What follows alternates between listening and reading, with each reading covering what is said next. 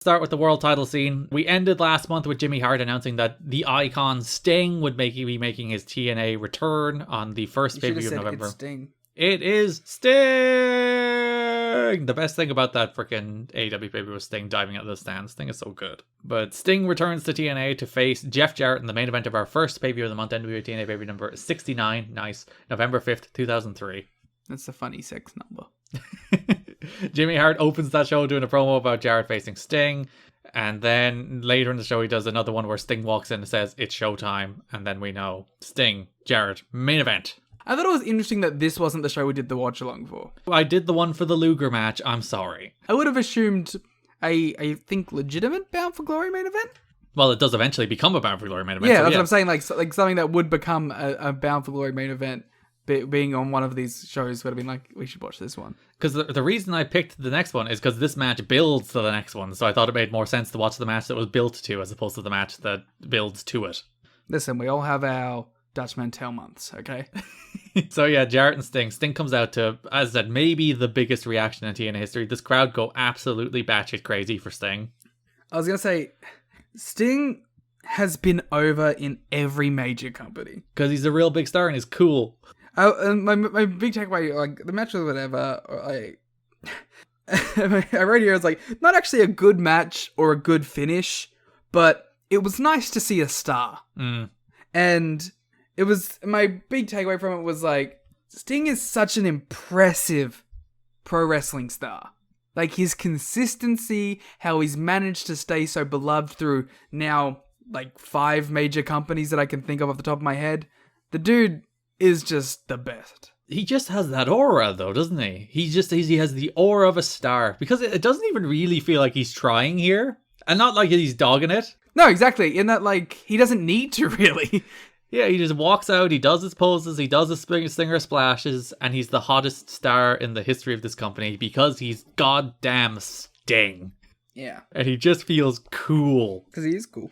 He has that 2-step explosiveness where everything he does has that like little bit of bite, that little bit of intensity. And it's not like he works this insane pace, but everything he does, whether it's a stinger splash or his like atomic drops or his weird back fists that he does, they all have that just little bit of extra oomph that makes him Sting.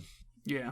I don't think anybody would argue Sting is an all-time great worker. I wouldn't. He's an all-time great star. Yeah, and he's a unique worker where like he has his own sense of style. He has his own thing going about him. We were talking about this in the watch along about Abyss as well, as a guy who has his own unique wrestling style. The way he wrestles is unlike anybody else, and I think the same is true of Sting. Physically looks different. Yeah, like Sting wrestles unlike anybody else. He's Sting.